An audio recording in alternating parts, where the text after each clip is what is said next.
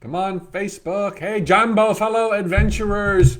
Welcome to another spiritual tune-up the morning after the U.S. presidential election. And would you believe it? It is a razor's edge. It could literally go 50-50 either way. Oh my gosh, the suspense is almost unbearable. I got to admit, there's a very human element to all I do. And I'm feeling both optimistic and distraught at the same time. We're not going to go to politics as of yet. I want to give you some food for thought because I'm sure that many of you are feeling exactly the same kind of feelings as I'm feeling. For these spiritual tune-ups, I answer your questions. I've read the questions. I see the anxiety. I know that you're feeling what I'm feeling. So let me go through a couple of very important considerations here that will help you surf this wave, this swell, into making the absolute best of either outcome because the potential is there for your joy. Okay, continuing from where we left off yesterday, let me first remind you to tell you what happens next with regard to who wins is what most needs to happen, which sure as heck doesn't mean we're going to like it necessarily. And when I say need, there's no arbiter or judge above deciding what is good for us. But everything is thoughts become things. And it all boils down to the underlying energies of the participants involved in the drama. Locally and even globally, there is an influence. But what matters most is that our sentiments be accurately reflected, and they can't not be. Okay, this is not a judgment thing. What's most important is that our underlying sentiments, beliefs, and expectations be reflected in the manifestation of who the next president of the United States is. This is where we're at. Now, you could throw in a tangent here based on the existing electoral college system. Well, that was put in by our forefathers, and that's been something that continues to get confirmed, if by no other reason than a silent initiative year after year. This is still a reality that we as Americans have created, the Electoral College. Like it or don't like it, is part of the reality through which our manifestation of a new leader must emerge. So we have to be within that framework until we change it, and the underlying thoughts, beliefs, and expectations of the majority filtered through the Electoral College must be the outcome. Anything else would violate thoughts becoming things. So how is this good? It brings to light, as the last 4 and debatably the last 12 years have illustrated, that there is a huge divisive polarity in the United States and across much of the world. And by bringing it to the surface, we're able to see it, to be shocked by it, to be inspired by it, and when and if necessary, to change because of it. This is the beginning of the greatest healing that humanity has ever seen on planet Earth. With COVID, with Black Lives Matter, injustice, things being looked at that were under the carpet, yet there all along, and we turned a blind eye to it, including racism, xenophobia, and just not being a participant that we should be in this emerging new world order. So for that reason, that it's the underlying thoughts of the masses in the United States being filtered through the Electoral College system, which is our chosen system, good or bad, that must meet us in the face so that we can make adjustments.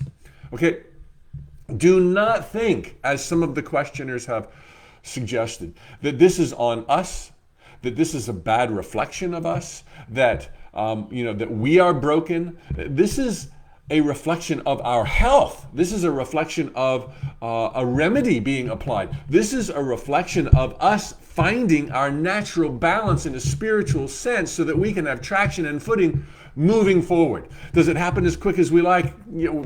It doesn't. We're impatient. We think we only live once and we got to make it happen now. We're eternal beings. This is a passing drama. It's going to be okay. No matter who is president, you're going to have the bandwidth to find happiness, discover fulfillment, fall in love, and be loved like never before if you choose these perspectives. Somebody asked in Facebook, is it okay to be an activist when we see injustice?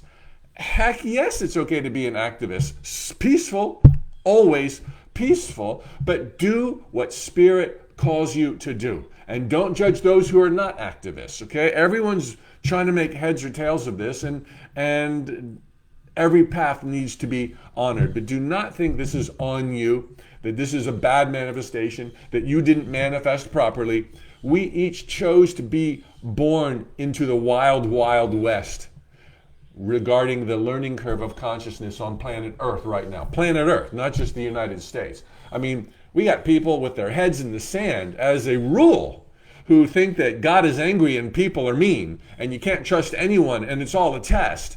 We could have chosen La La Land with rainbows and unicorns where everyone loved everybody and everybody helped everybody, and you and I said, are you kidding?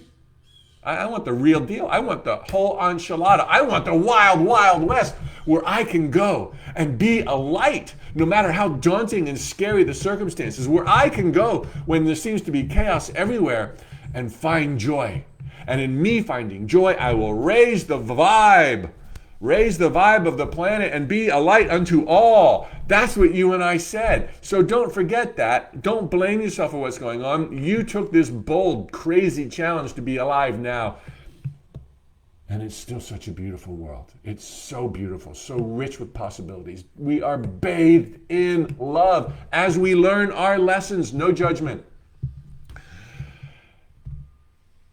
If the vote doesn't go your way, point 3 of 5. If the vote doesn't go your way, know, as I have been outlining, that more healing was necessary. Boom.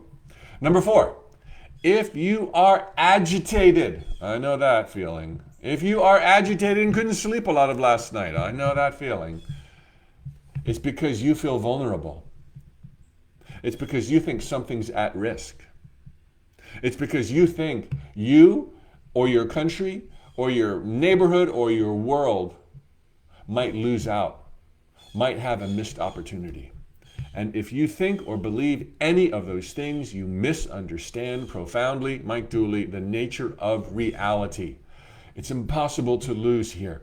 Everybody wins. Yes, we stub our toes. Yes, we see other people stubbing their toes.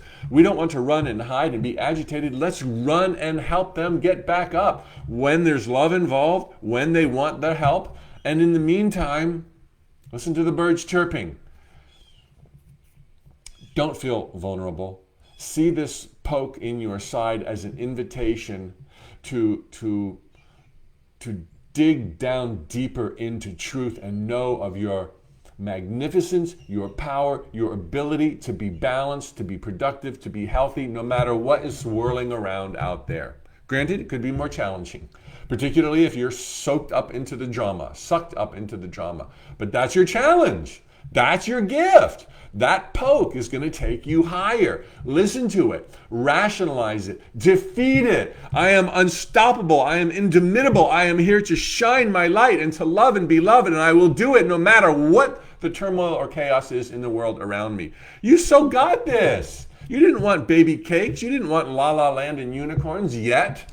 You wanted this raw edge of creativity, where you and others were still learning of your greatness. And while maybe you learned faster than others, you didn't want to leave them in your dust. You wanted to go there and lock arms and sing, "Oh, we, oh." All right, last point, and this is a longer one. All progress comes in fits and starts. 1 step forward, 1 step back. 3 steps forward, 2 steps back. 5 steps forward, 7 steps back. 9 steps forward, 10 more forward, 12 more forward. Hey, this is easy. But it wasn't easy in the beginning. And there will be times, there have been times. Think of the past. We got it made. when it will seem like all hope is lost. Can you imagine if you were alive during the time of Genghis Khan and you're living your life out in Asia and you've got your kids and your family and you're in love and you're hoeing and tilling the field and this brutal monster comes riding through? I hope I'm not politically stepping on anybody's toes, and starts hacking and burning and pillaging. What would you feel like? You'd be like, this isn't good prevailing. This isn't how to treat your neighbors. You're going to totally ruin my farm. You're going to totally ruin the village. You just burned it down. Could you imagine the shocking devastation being born into Hitler's Europe? Can you imagine being born into so many unspeakable tragedies that have happened in recorded history and, who knows, in unrecorded history, whether it was a brutal dictator or a catastrophic natural disaster? Can you imagine how much worse it was for them to see loved ones being carted off to concentration camps? Where's the justice? Where's the high vibrations? Where's all the good? What would you tell them if you could whisper through time to the ears of someone distraught? Would you tell them that life just sucks? Would you tell them that there's just no point? Would you tell them that this is the end of reality? Or would you have it within you to just whisper that this is temporary?